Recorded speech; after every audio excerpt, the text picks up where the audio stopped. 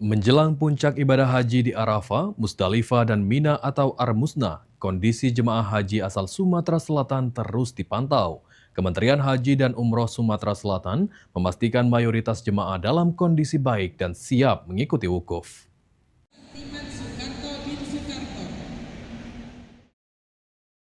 Menjelang pelaksanaan wukuf yang menjadi rukun utama ibadah haji, pemerintah terus memaksimalkan persiapan dan pemantauan kondisi jemaah haji asal Sumatera Selatan. PLT Kepala Kanwil Kementerian Haji dan Umroh Sumatera Selatan, Arkan Nur Wahidin, mengatakan seluruh jemaah diminta fokus menjaga kesehatan dan mengurangi aktivitas berlebihan menjelang puncak haji. Pihaknya juga telah menghimbau agar jemaah tidak melakukan city tour atau aktivitas di luar rangkaian ibadah demi menjaga stamina saat menjalani wukuf di Arafah.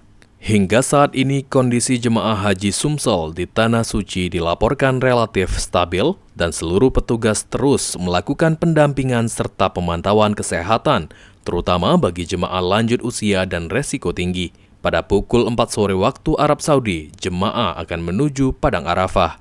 Tahun ini, kuota haji Sumsel mencapai 6.995 jemaah dan seluruhnya telah diberangkatkan melalui embarkasi Palembang.